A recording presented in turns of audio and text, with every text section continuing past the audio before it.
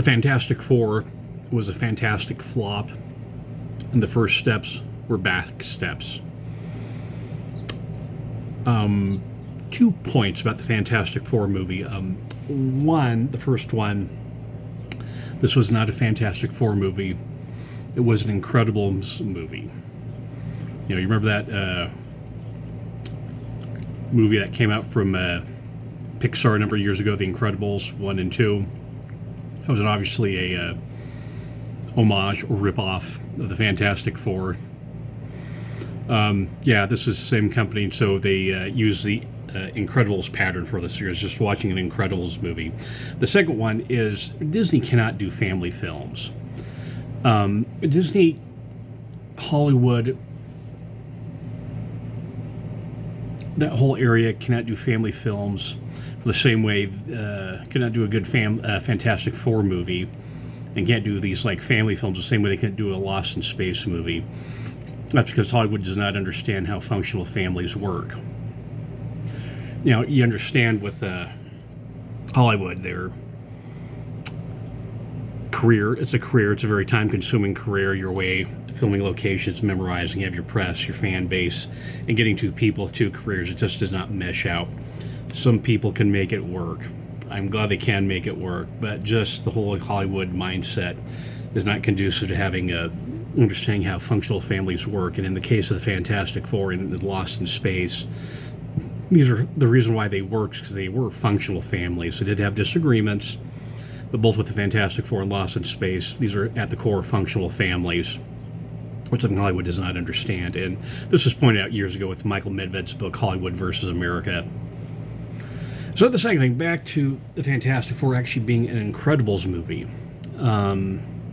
They did get some things right. I like the friendship between the Thing and the Human Torch. They're really interplayed. Even as a kid, I was never a fan of Herbie's. I don't come into these through the comic books. I come to these through the animated Saturday morning cartoons. And that goes way back to the 1960s version and the 70s ones where they introduced Herbie. Sort of caught them in the 80s, but I was in college at the time, so I had to work on my degree. But never a fan of Herbie, and I understand why they put them in there. It's toyetic is the term. But Reed Richards and Sue Storm. Reed Richards was not Reed Richards. You got Bob Parr, who is self-doubting in the Incredibles. And you had Sue Storm, was like Helen Parr, the confident girl boss from the Incredibles. Now, to understand what I'm talking about, you have to go back and watch the first Incredibles movie and then the montage at the beginning. And they actually did the same thing with the Fantastic Four movie. They had this montage, this sort of interview thing with the Incredibles and this montage. I think that's actually handy. I mean, these origin stories, it's getting redundant. This is the third Fantastic, or actually fourth Fantastic Four film, so we get it. Same thing with Spider-Man. It's like, okay, we got it. You don't need to tell the origin story again, which I think is a good call because of the oversaturation. But if you see this montage that's back in the Incredibles, it starts out with Bob Parr, who's Mr. Incredible, who's sort of the Thing character. He said he's not confident, he's tired of being a hero, he's burnt out. And then he says in the montage, no matter how many times you save the world, it always manages to get back in jeopardy again. Sometimes I just want I want it to stay saved, for a little bit. I feel like the maid. I just cleaned up the Smith. Can we keep it clean for 10 minutes? And he says he wants to settle down, has a family, and this ultimately walks out of the interview. That's a hangdog victim. And Helen Parr says this, very energetically, settle down. No relation to Holly Hunter, as far as I know. But Helen, voiced by Holly Hunter, says, settle down, are you kidding? I'm at the top of my game. I'm right up there with the big dogs, the girls, come on. Leave the saving of the world to the men. I don't think so. You notice the messaging that you're getting here. Men, they're burnt out. To be families, and the women are very competitive. Women don't have any mention of families in there. Once again, this Hollywood dysfunctions with families carries over into the art, and it becomes a type of messaging for the culture at large. Contrast that with the piano guys. The piano guys recently did a post where they explained why they're slowed down. They're not touring, and John Schmidt's touring, but said, well, yeah, we need to get on with it. This was fun for a couple of years. but we need to have lives, and raising kids is not, the touring life is not conducive to raising children. We all kind of know that. I mean, you have an interesting one. You have like the Osmonds, where it's a touring family, but even then they broke up and had to go their separate ways. Same thing with the Beach Boys. Carney Wilson has been posting pictures of how she toured with her father and with her uncles and the Beach Boys. But for a stable family, nuclear family that most people want, Hollywood's not conducive to it. Certainly being a superhero isn't conducive to it. And it gets portrayed in this movie where you start having these just really cockamamie gender roles coming out of the process. The emasculated male. Reed Richards in this movie, Bob Parr in The Incredibles, passive, reactive to events. Reed Richards is mumbly, detached, monotone, scrawling his mathematical cuneiform equations on the blackboard as an avoidance tactic because he just can't process reality. I don't know if they're portraying him as Asperger's syndrome, and you want to be sensitive with it. I have family members who have Asperger's syndrome, so I'm not saying this is mocking. I'm saying this is okay. This is an artistic choice. When Reed Richards speaks up, he just doesn't convey any confidence. You really can't see Johan Griffith or John Krasinski reacting this way. So Pedro Pascal was good for the script he had, but the script was bad, and it came through with Pedro Pascal's performance. This is not what I want out of Reed Richards, not what I grew up seeing. He was a leader. He's a mathematical, scientific guy.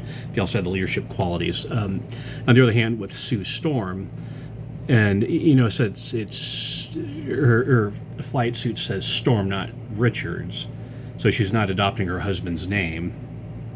Keeping that, she's the girl boss who stormed like Helen Parr. Helen Parr is really the active force in The Incredibles, especially in the second one, second Incredible movies. But you see the same pattern with Sue Storm as the girl boss. She speaks for the group.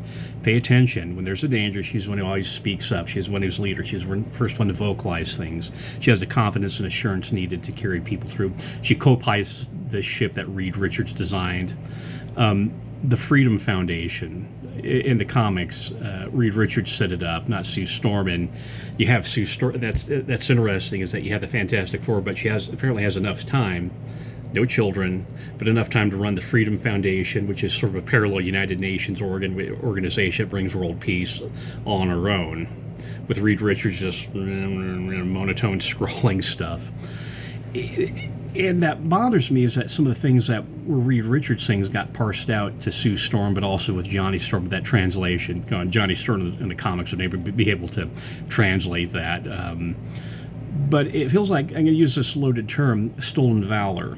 And I want to be respectful of what happens with the military, but you have the same principle there, is that Sue Storm was stealing Reed Richards' valor, or his heroism. And it's just negative messaging towards men, non-traditional family dynamics. And it's interesting, that's the reason why you have Sue Storm and the Silver Surfer had to be female, with these two female antagonists together. Yeah, I'll say the word catfight.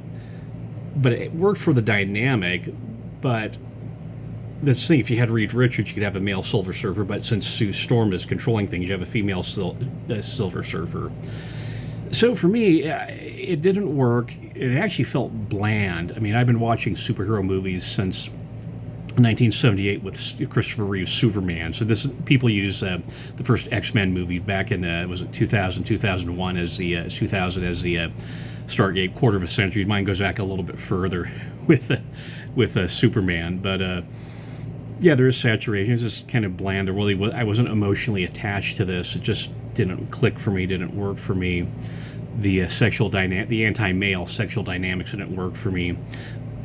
Ultimately, it's a departure from the original myth, the managing the source material, and son of a gun, with the first Fantastic Four movie back with Griffith, and then I never saw the third one, the reboot, but you're just better off watching the Hanna-Barbera version back from, was it 1966, 1967, about Galactus.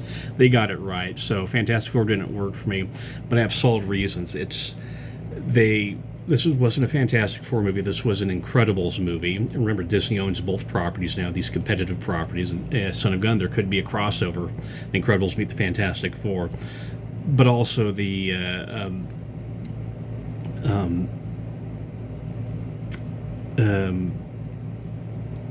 just the dynamics. The incredible movies in this. Hollywood in general can't do family films. We're celebrating the 75th anniversary of Sunset Boulevard. That's it.